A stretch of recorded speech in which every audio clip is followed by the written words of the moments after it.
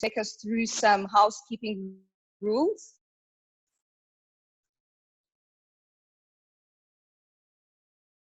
Hello. With the housekeeping rules.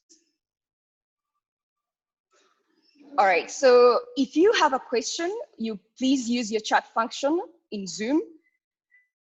Before you type your question, please tell us what your name is and the country. So you type your name, your country, followed by a question that you have. If you're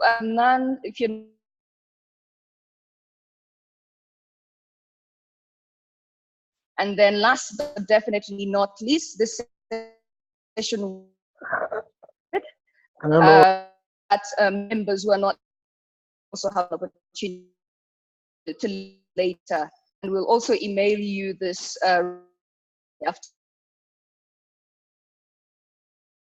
So now I'll hand over to Sebastian to introduce today's global conversation on community networks. Sebastian, please. Yeah, thank you, Evelyn. Hello, everyone. Greetings. My name is Sebastian Belagamba. I'm currently leading our work on community networks around the globe for the Internet Society.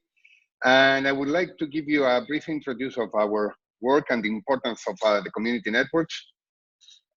First, we care about connecting people around the world. One of the main mottos of the Internet Society is that the Internet is for everyone, and we need to comply with that vision. The Internet has been doing just great in connecting people. No other technology in the history of humankind has incorporated to a given technology as many people as fast as the Internet did. This is great, an immense achievement. This is something that must be celebrated, but still is not enough. Only 51% of the global population has been connected to the Internet, and that 51% is the easy part to connect. We connected urban centers, people that are well educated, that live in concentrated areas, rich people in general. We have to double our efforts in order to reach more population connected to the Internet. As part of that idea, the Internet Society has been working on the concept of community networks for many years now. Community networks are networks that are deployed and run by their own communities. They might be in remote areas or in very populated areas, but the main distinction is that the community run their own network.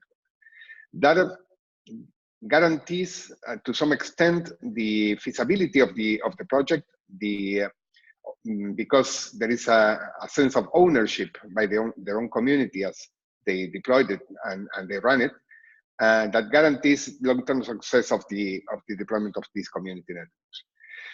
We have been working in three main areas in order to support the community networks movement around the world.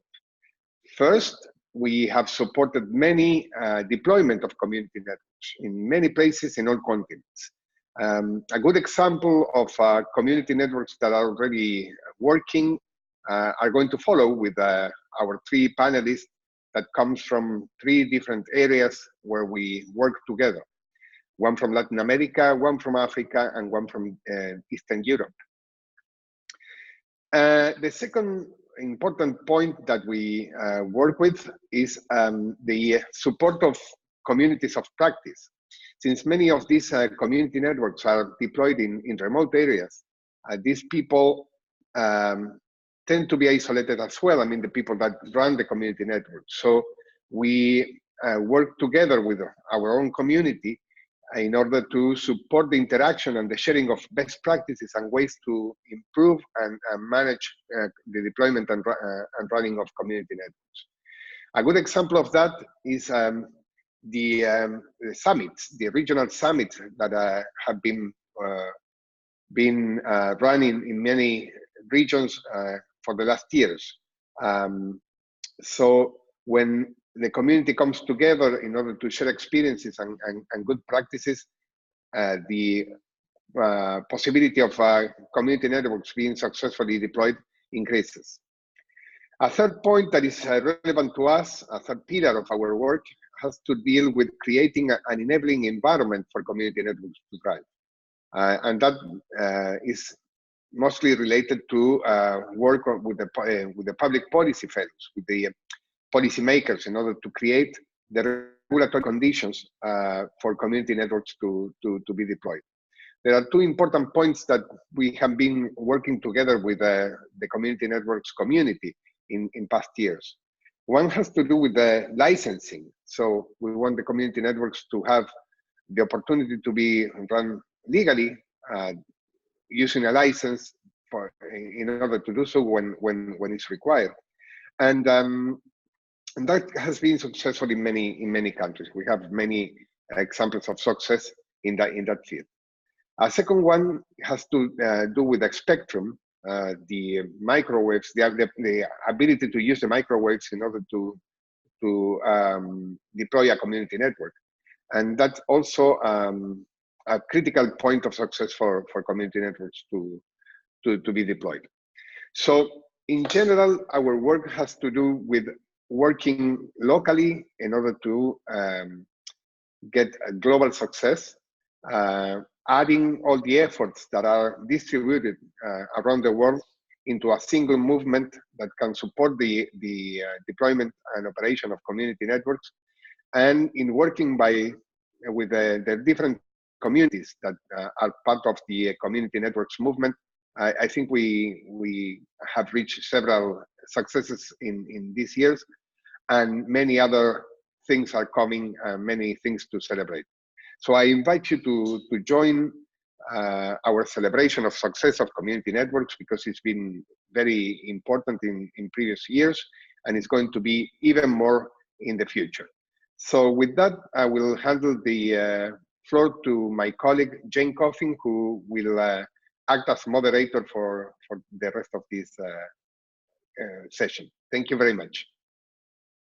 Thank you, Sebastian. And I would love to just continue on with the theme that Sebastian has noted on success and celebration. So happy to see everybody on this call. Bonjour, hola, dobre udra, and thank you for joining us. You are part of our community, and you are so important to everything we do, from the chapters to the org members to the individual members. You help us and energize us and move us forward. Why am I here with you today? I've been doing connectivity work for over 20 years. I am a partner with Sebastian on the CN community work, and we also work on something called Connect the World, which is where the CN community network work is.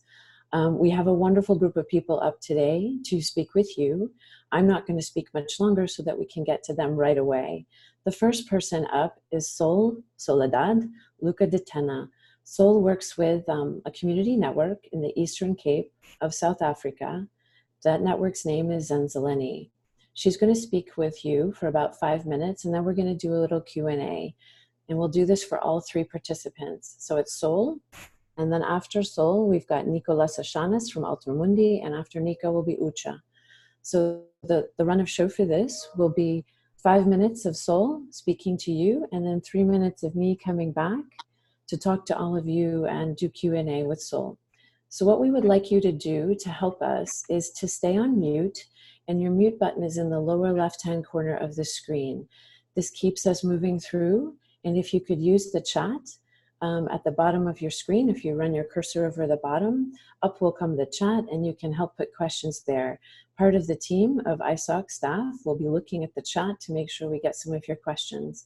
And if we don't get all your questions now, we're going to tell you more about how we're going to keep in touch with you later. So Sol, I'm going to turn it over to you in about 2 seconds. So Sol is coming into you from South Africa, and she's working on a project in the Eastern Cape. So Sol, over to you, 5 minutes. Thank you very much, Jane. Hello, everyone. Bonjour à tous. Hola, molweni nonke. So as Jane mentioned, I am here representing Zenzeleni Community Networks. Zenzeleni means connect yourself, or connect ourselves. And it's a telecommunications infrastructure and service provider in rural Eastern Cape of South Africa. It was born primarily out of the need to make telecommunication services affordable to communities that otherwise pay the most expensive rates in the country. Over and above that, the services that they are able to access are often intermittent and really not a great quality. So Zenzaleni was created from a collaboration between the community of Mankosi and the University of the Western Cape, and has grown over many years thanks to support from various funds, including the Internet Society Beyond the Net grant. Thank you. And more recently, through income generated by the provision of Wi-Fi. And really, over the last 7 years, it's evolved to different iterations from an intranet to what it is today, which is a wireless internet network. So we connect to fiber in the main city of the province called Umtata, and extend that connection through rolling hills of Eastern Cape, about 60 kilometers as the crow flies. And we currently have, 65 access points with over 40 devices running the backbone. Our usage is roughly 1.2 terabytes per month, running between 90 and 120 Mbps, and with a throughput of capacity of 200 Mbps, which we're not using yet, but the pool is there, so we hope to be able to reach that full capacity. And briefly, to give you a sense of where I fit in and where we are now a multi-organization community network. We started as a cooperative in Mankosi, which is the internet service provider, which represents each community. We then grew a second organization, which is the non-for-profit company, created to support cooperatives. That's where I sit. And we have recently seeded a second cooperative in a new community and are supporting multiple communities that wish to also establish their cooperatives and connect themselves. Briefly, to just mention a few things that are specific to us. Cooperatives, in our case, manage everything that is local, whereas the NPC, or the non-for-profit company of Zenzaleni, manages everything that is outside those communities or common. So as an example, the cooperative ensures that all nodes in the network are hosted by trusted families, and they manage the multi-layered community dynamics that are present and arise from the network deployment. The cooperative is also in charge as the service provider to reinvest their income back into the community, into their network, and into their development. And then the NPC supports them by interfacing with the greater telecommunications sector, for example, in policy or technical specifications, and for example, in this call. In this sense, it's a linguistic service or support that we give, where I can speak English and some of my colleagues can't.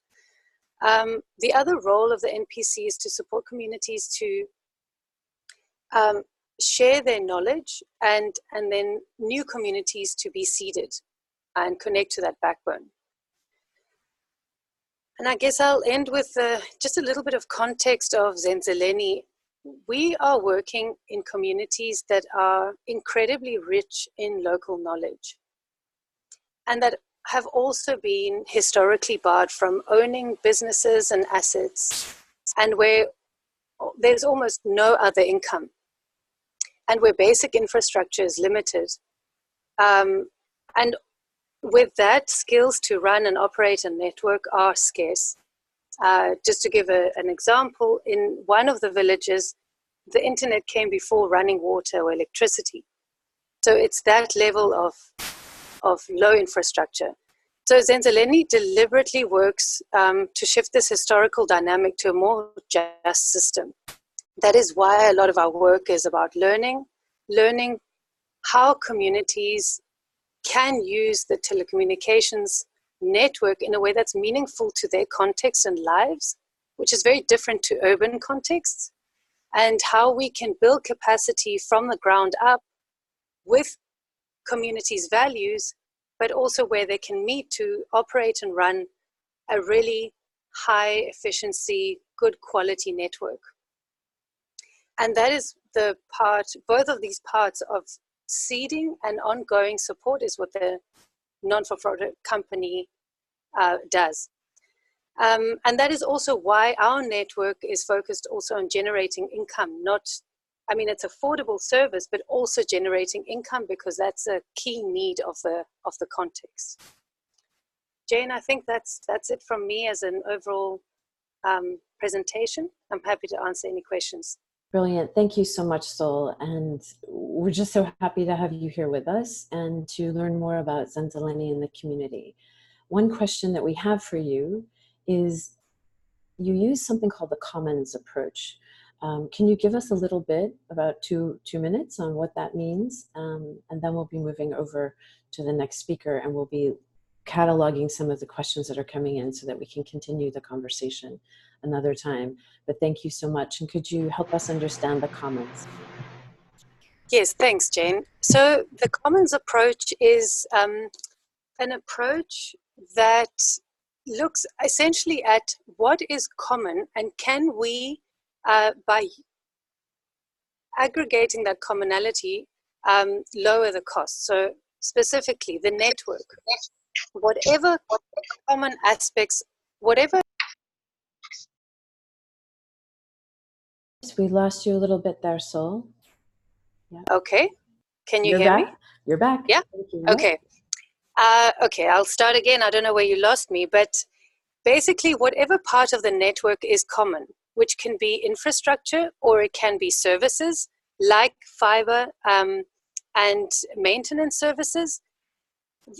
It's roughly the same cost for one community in a large part of it than for many, or the startup costs are much more expensive than the follow-on or aggregates of, servicing one community versus three. So most business models use that to make profit. So if I add another one and another one, I just keep charging everybody the same, and on those savings, I make my profit. In the commons, we work with that to lower the costs for everybody. So that is part of the strategy to keep getting costs to being more affordable. Does that answer your question? It absolutely does. It certainly does. And it helps, I think, people understand that this is the community approach. It's a common approach. It's approached by the people for connectivity for and with and by the community. And that is what we see so much of around the world. And we thank you very much for everything that you're doing. We've hit the 3-minute mark for you, and I feel like we could talk to you all day. So we will have more time, hopefully after the other two speakers, where we can have an open Q&A. So we'll be moving now, and thank you again, Sol. And for those of you on the call, don't panic. We'll be able to come back and get some more questions in. But we are going to move around the world right now. We're going from South Africa to Argentina. And we have our next panelist up, who is Nicolas, or Nico Ashanis. And Nico is from Argentina. He's working on a fabulous project in a place that he will describe to you. But the name of the community network is InterCommunity. And he's going to explain what that means for you. And he's going to explain the model that they have. So Nico, we're going to turn it over to you. You have 5 minutes. And again, it's never enough time, but we're going to keep you to the time. And then we'll ask you a question after that. We'll have 3 minutes for questions right now. And then after that is Ucha. So right now, Nico, we're turning over to you, and I'm going to turn the mic over. Are you ready? I'm ready. Thank you. Thank you, Jane. Hello, everyone. I'm Nico from InterCommunity, Argentina. First of all, I would like to tell you that, yes, InterCommunity is part of a community network here. We are settled in a very, very small town in Córdoba province of Argentina. But we also work fostering community networks in the country and in the region mostly. Our work is divided also, like Zenzeleni's work, in different areas. And I decided today to talk a bit about our technology project, mostly because I think that's what's singular about our work. Um, the main piece of technology that Altermundi develops with and for community networks is the LibreRouter project. The LibreRouter is not just a piece of hardware. It's also a stack of software, of free software running on open hardware.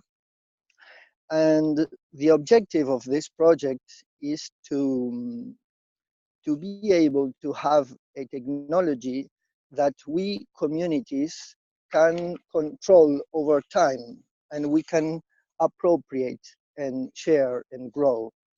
We have worked with community networks for more than 15 years already, and most of the time we had great struggle to fit the existing technologies into the models that we want to deploy and share.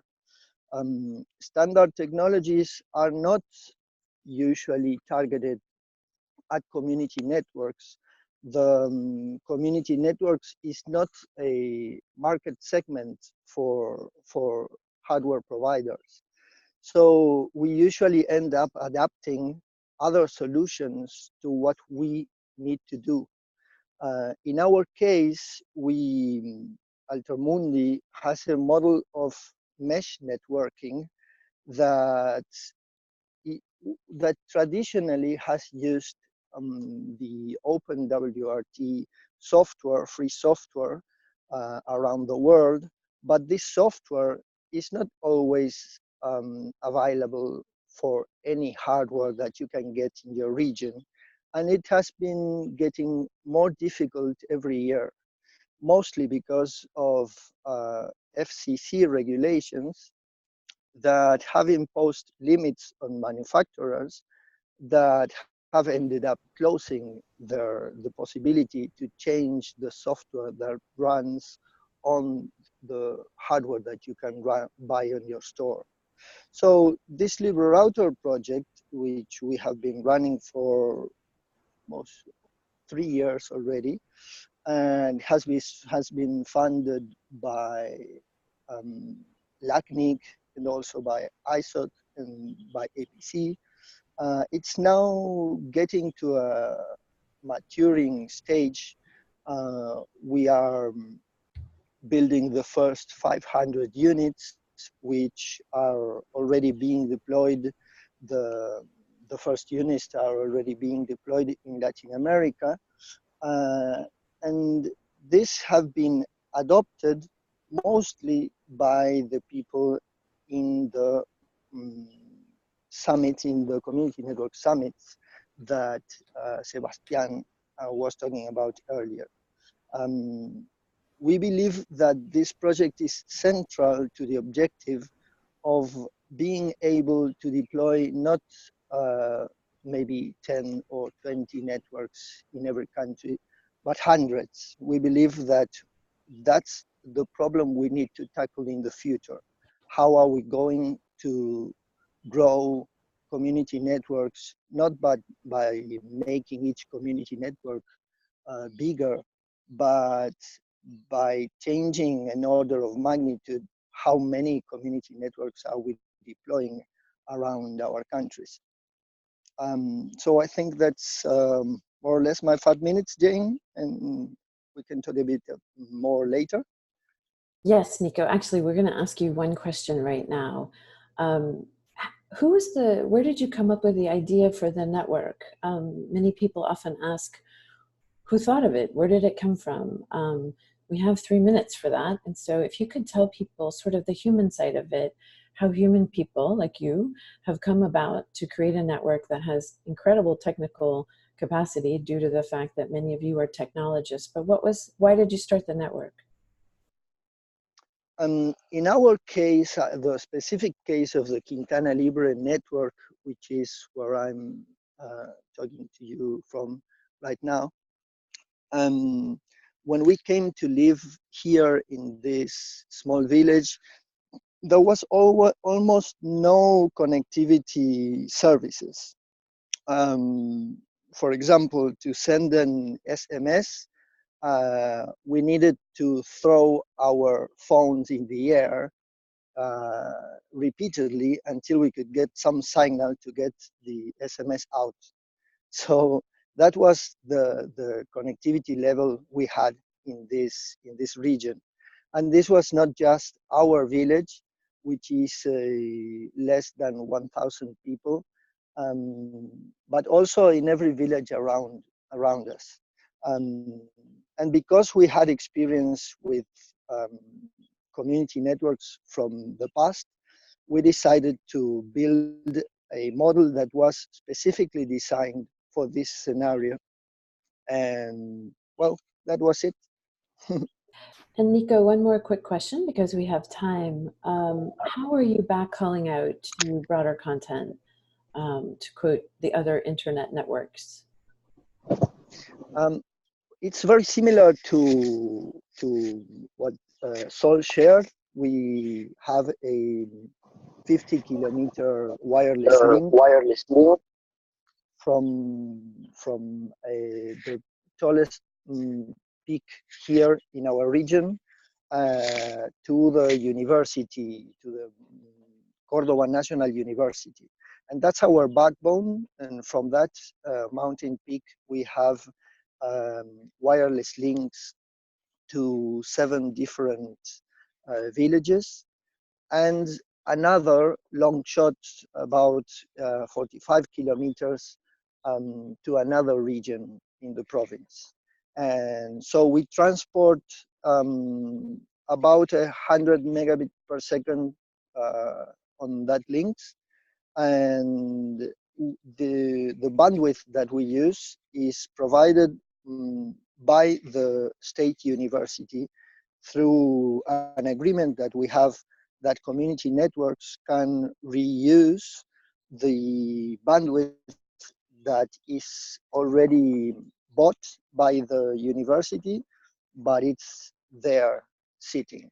No, they are not using it. Thank you for that, Nico. People often will ask us a question related to backhaul and how the networks are connecting to the broader internet through the network of networks. And that helps, I think, some of the people on this call understand that you're not in isolation, but that you're working with other networks to connect to other networks to connect out to the broader content on the internet. As it is a network of networks. So thank you very much for that. We'll come back to you and Sol after we hear from Ucha, but thank you so much because you and your team and all of the people that you work with have been pioneers. And I did want to point out for folks that were just joining, you saw a great picture of the Libra router on a mast with 2 women from the community. This is men and women working together, and I think you also saw that in Sol's pictures as well. This is a community effort, and everyone from the men and the women are putting in some of the technology. It's training people at the local level to train people at a local level.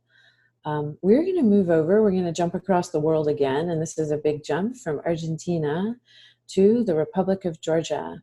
And Georgia's over near Armenia in the Black Sea, for those of you that may not be sure where it is. And the person we're going to speak to now is Ucha Saturi. Ucha is another great partner of the Internet Society and APCs and others, and he is here to tell you about a project that he's working on. And some of our team have actually been working with him on this recently, our colleague Jan Swartz.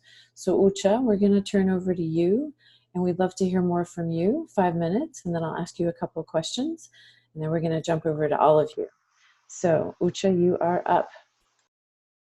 Thank you, Jane. First of all, thanks for inviting and kind words.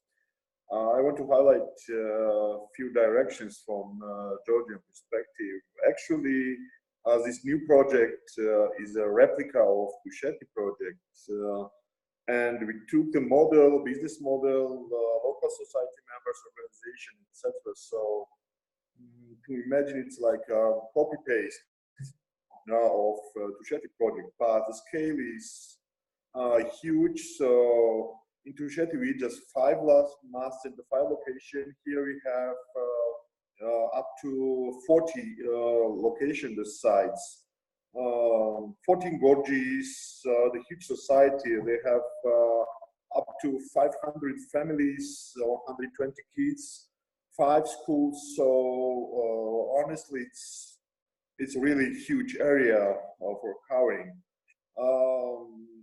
Organization, local organization is a mountain community network who have to be the owner of this network. So we are covering areas near the Russian border. It's actually Chechnya and Ingushetia border.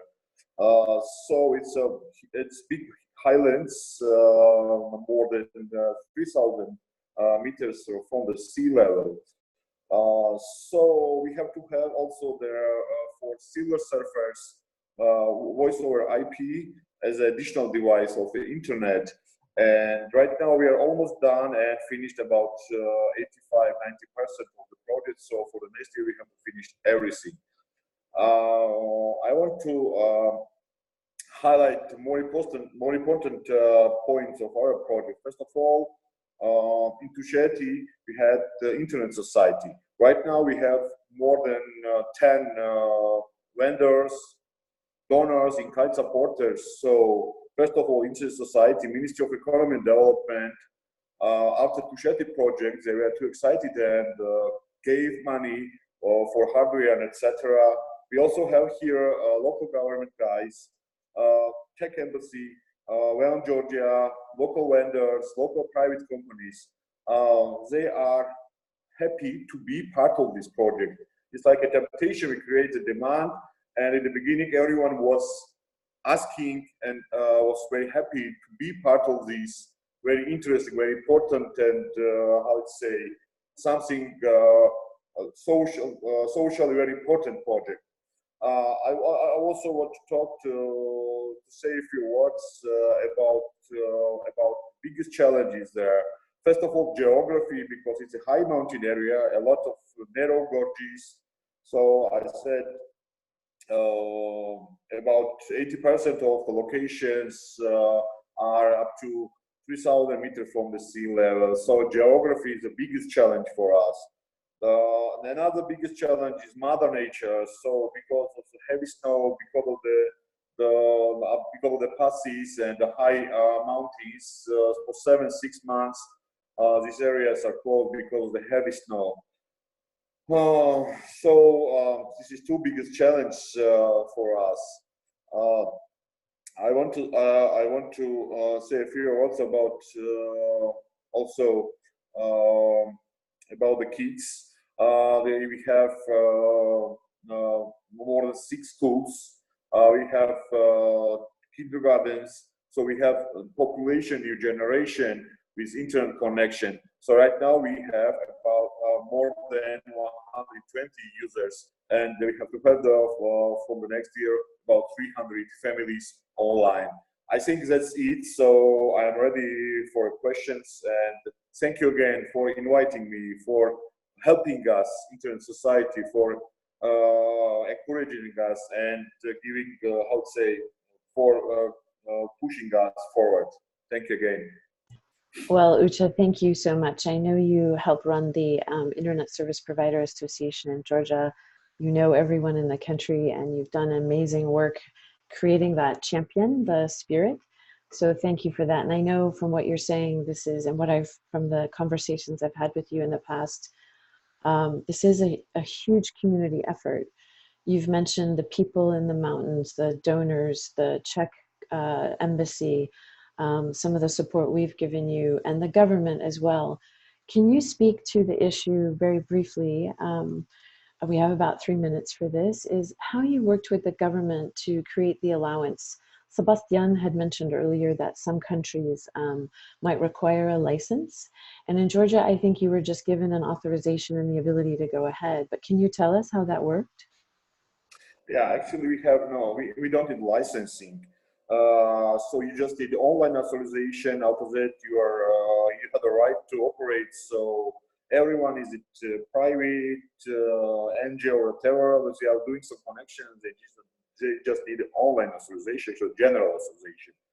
About the government involvement, to be honest, it's related with amazing PR from community network of Tusheti, because after that, how it say, everyone was just happy, just was seeking for the chance to be part of the next projects. So it was like a temptation creating, and it's really working here, because right now it's going and everyone is asking, SMP operators, biggest, smaller ones, everyone wants to be part of this. Yeah, and this Ucha is something that I feel so much when I talk to people who are working on the community network projects, is this energy and the spirit of people who want to be connected. There is more demand in the rural areas than people realize, and I think you saw that with Tusheti. And I wanted to just say for the people on the call, when Ucha's talking about an authorization, it's another regulatory way of allowing something. And so, and could we just ask people to mute? It's in the lower left-hand corner of your screen. So Ucha's up next. But what we would love to just focus on for people is that you've been working with the government, Ucha, that's correct, to make sure they know what's going on and how things are working. And that's something important for people on the call to know, that this isn't something where it's not allowed, right? There's a lot of work being done. Ucha, could you give us 1 minute on some of the other challenges that you found with the equipment? I think you had some solar panel issues recently in one project, yeah? Yes, so the biggest challenge, not the biggest challenge, but I can say interesting challenges related with the solar energy, because just for 2% we have central energy, so we are using batteries and energies. Our big friend and supporter, and he's also helping with the technical stuff remotely, Jan George, was Georgie here.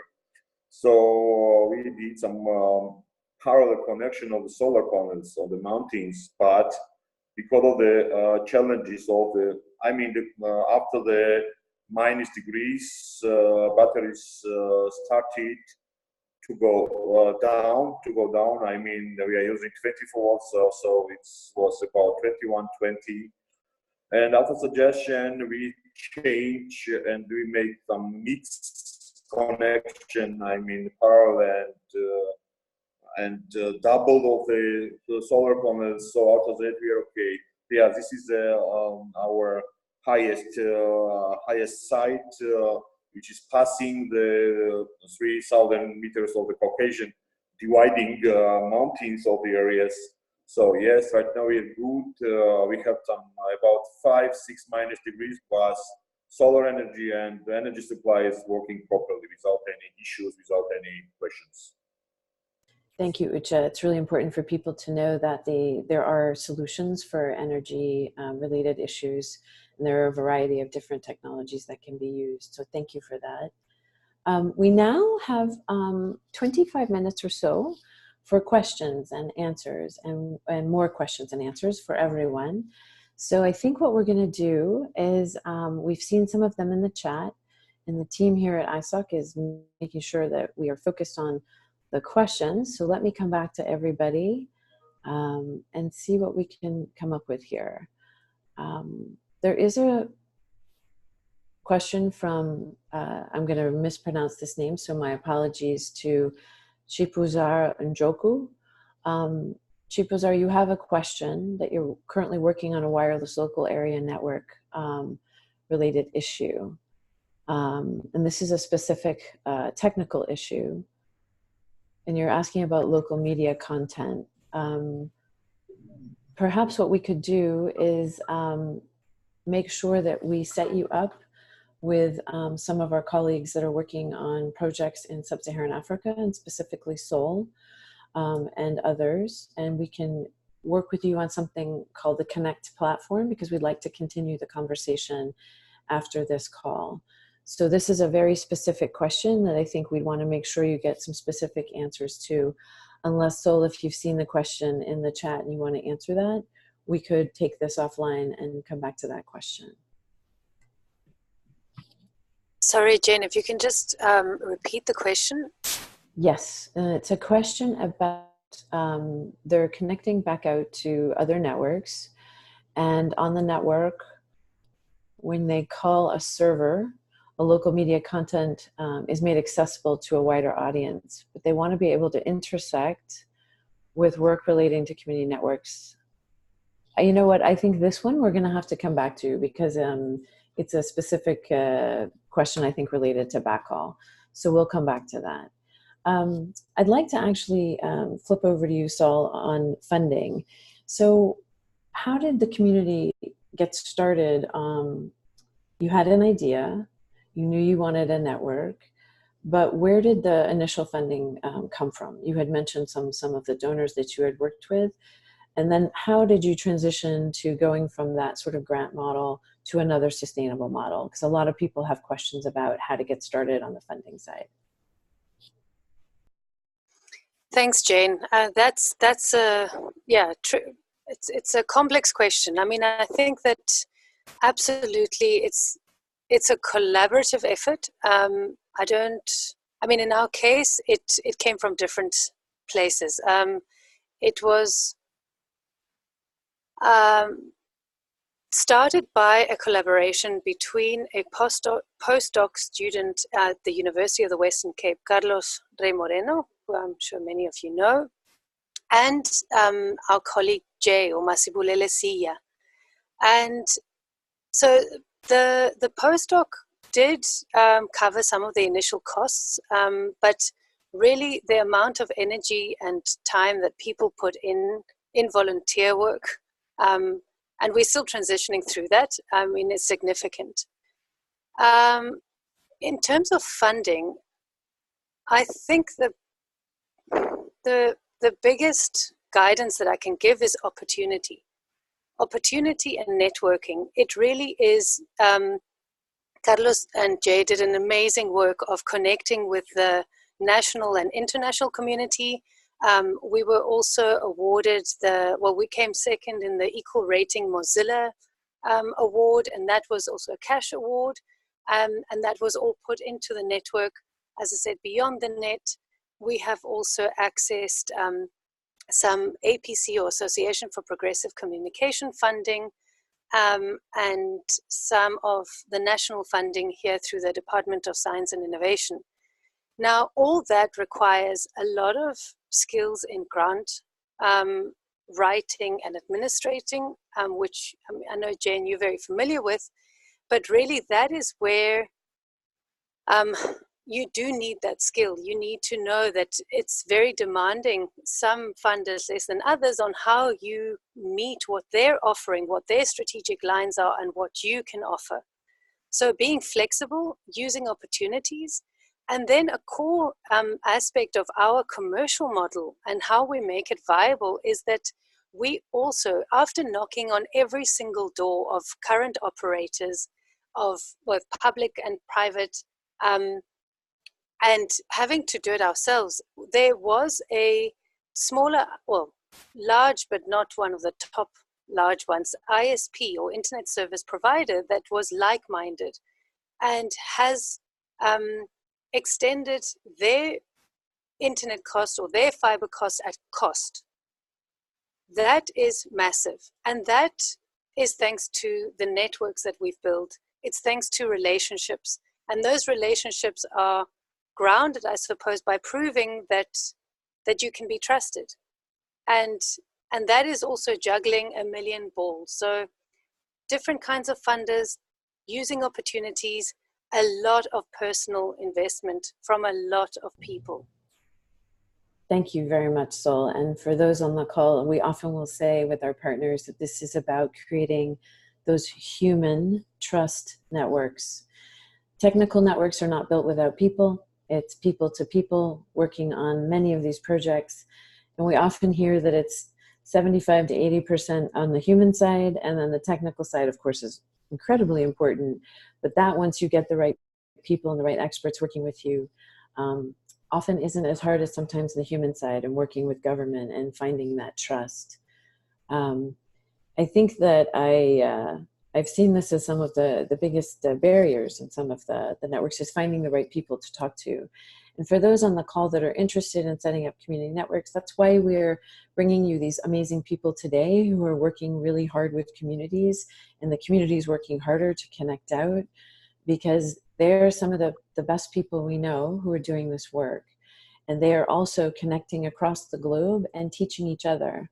There are people from Nico's team or his family of effort in Argentina who work with APC and work with us, but they're also training around the world. So this is a big global effort.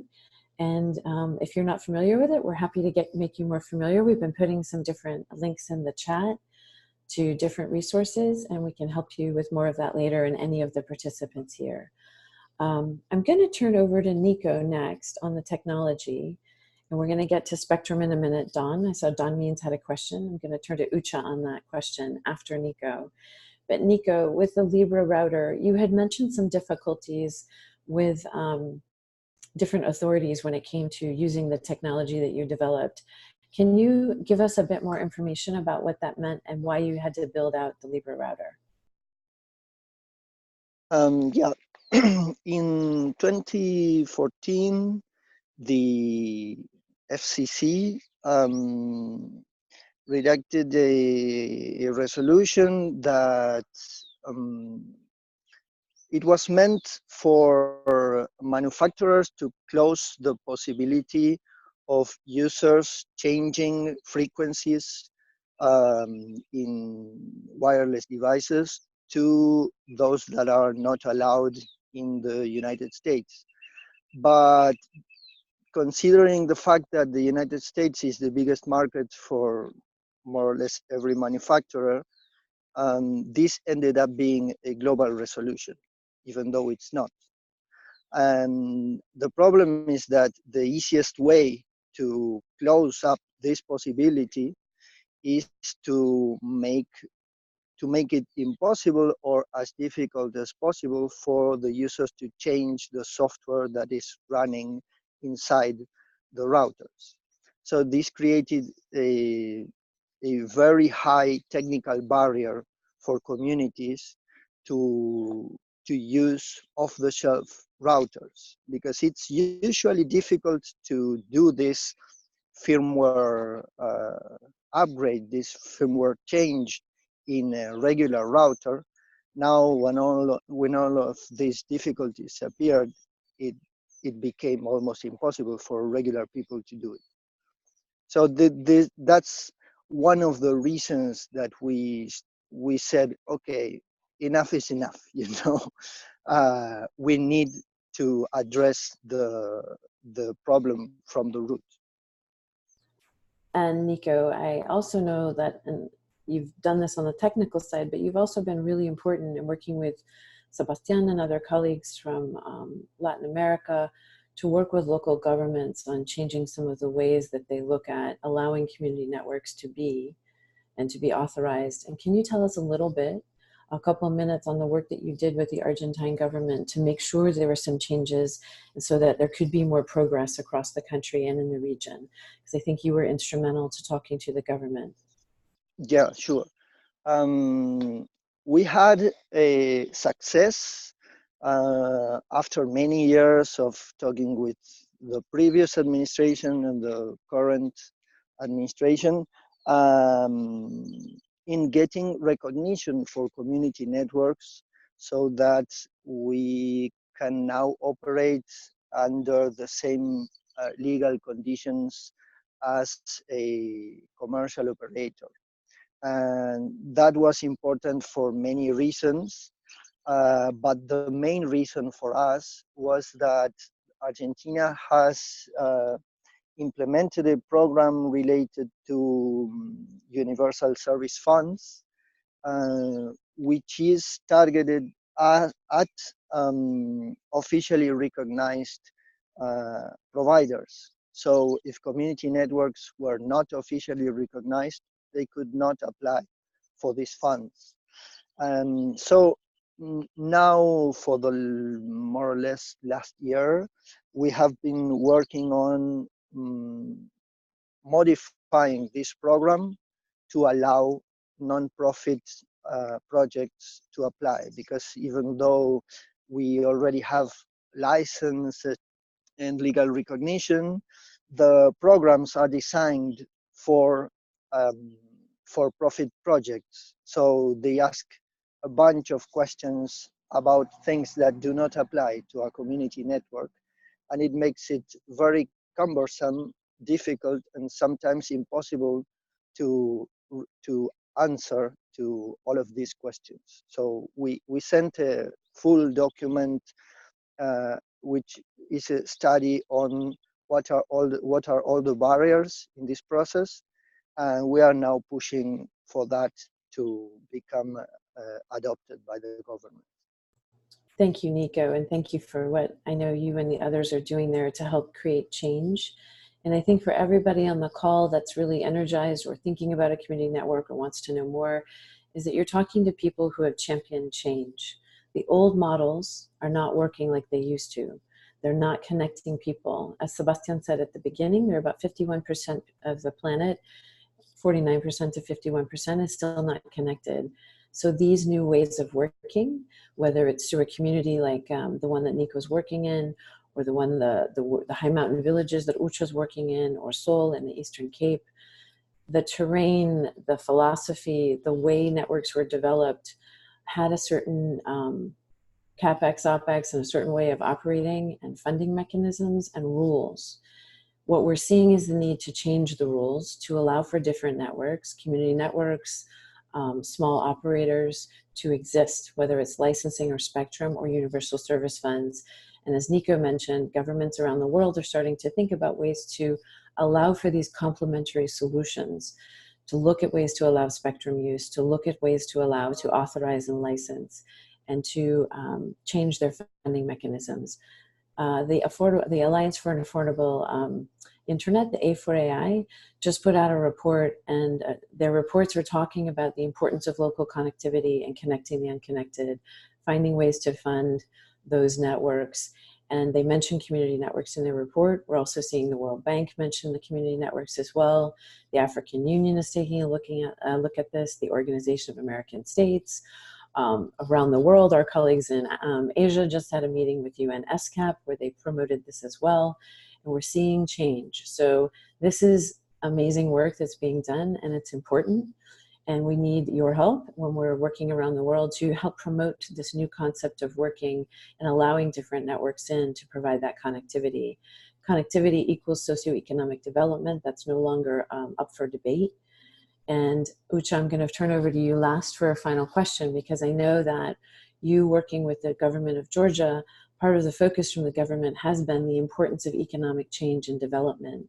And they've put in funding on their own, and they've allowed you to use that spectrum. So can you address the economic issues briefly and the importance of that to the Georgian government, and also this issue of spectrum? We've got about 3 minutes on that, if you can help us there. Oops, and I think you're on mute. So can you unmute? Voila, thank you. Sorry. First of all, a few words about radio frequencies.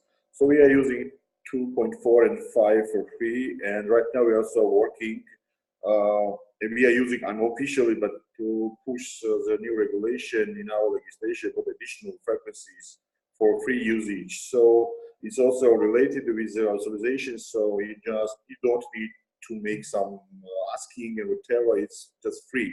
So you can use it, and I think it's related with some European regulation. About the business model, the most important part, a few years ago, this social funds for covering, etc., from biggest operators or whatever, it was here, but it was not working. It was in the new democracy countries related with the corruption challenges, maybe, and a lot of questions. So I think it's too complicated. We ask directly after your involvement and after asking that if you'd like it, please help us without some complicated procurement and all this stuff. They may just memorandum of understanding with Internet Society Europe, and after that they grant direct funding. So it's up to the government, because you know, when you see these people for the sides, these happy faces, is giving everything, is motivating. So very honestly, it was not too difficult, because yes, we're working with each other on the internal governance platform, full board in the parliament, whatever. But what's the direct question? It was a direct answer about the help and about support. And I think it's how it's a process, I know, but for Georgia it was not too difficult, because if government want to support, and they have to support because they are the users, they are citizens of every country, so they have to be have to care about each, and first of all not connected end users, because it's a border, it's a lot of challenge. People are coming to the city, so no one lives there, so a lot of challenges for these people. So for Georgia, it's I would say they took from the special funds and give as a grant to the mounting community network for this good and interesting, important job. I'm done. Thank you, Ucha. And for those of you that work with government, there are often funds available to do different projects. And as Ucha is saying, there was a special fund. The Georgian government had that, and they were able to use some of those funds. In your country, some of those funds may be called Universal Service Funds, USF, or Universal Access Funds. And I know there are other people on this call who've been working with library communities as well, with local libraries, Don Means, who's on this call. And that is a way that also that you can work through government to fund libraries to provide connectivity as well, if that's an option in your country. But Ucha, thank you, because you've demonstrated to us the work you've done on the frequency side to get the spectrum. And it's, as you said, unauthorized in your country, and the funding from the government. And Nico, you've been working with your government and other colleagues in the region to help create change to allow for the rules to be better. You've worked with the community on the technical side and on the human side.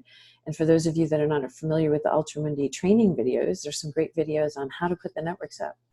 And it shows men and women doing the work together in the villages. And it's very, very important to take a look at those videos if you're a Spanish speaker. There's some good training out there. And again, Ultramundi and Ucha's been working with our friends as well around the world to try and spread the word about what they've been doing. And so I think what we're seeing is that global connectivity of the people-to-people networks, talking about how to build the connectivity networks. And Sol, you've been working with that local community in the Eastern Cape. You've done everything from connect through a local WISP to help provide that connectivity, and given us some information about the funding and the commons approach, which has really led that cooperative effort. I think we could spend an hour or 5 with each of you and our community of interest. And I think we just want to say a huge thank you to all of you for the time, for your insight, for sharing your experiences with this community that's so interested in also providing connectivity to the unconnected, or those that can't afford the current type of connectivity in their countries. And so I'm going to turn it over in a minute to our colleague Evelyn to close out the session here.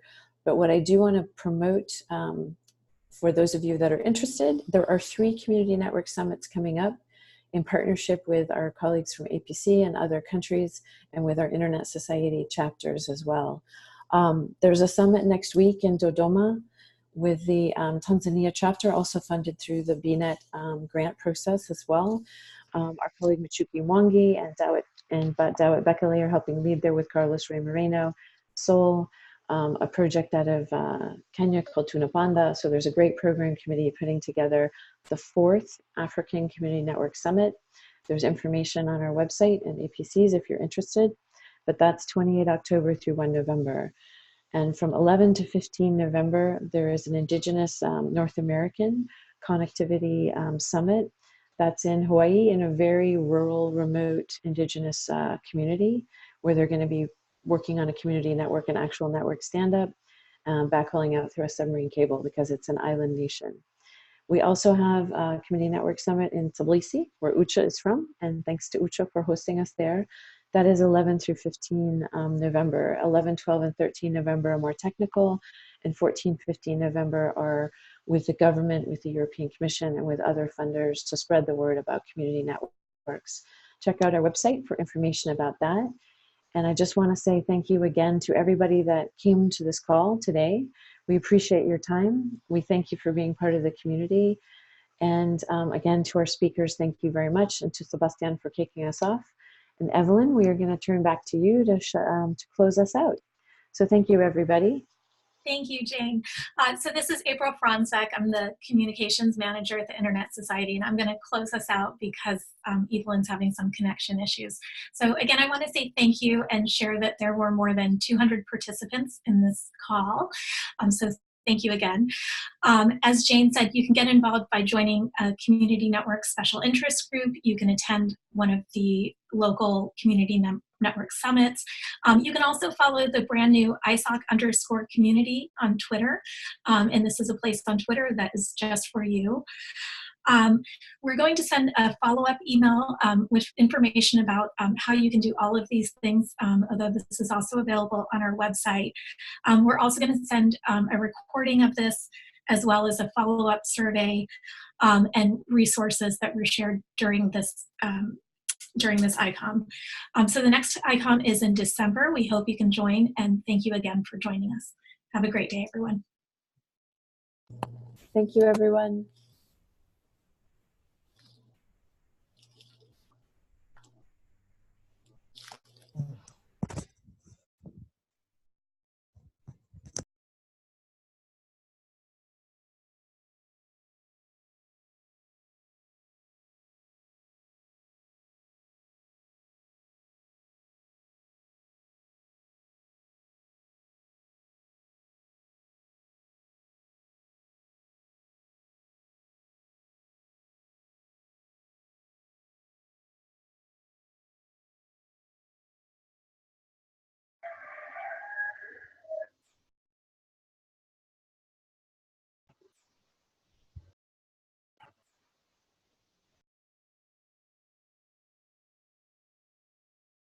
Thank you.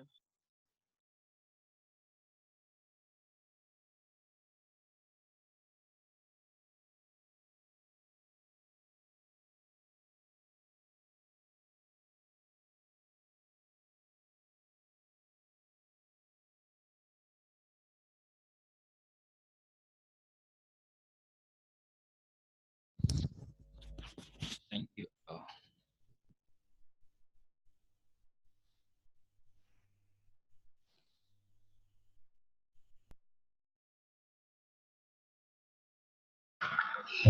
Thank you.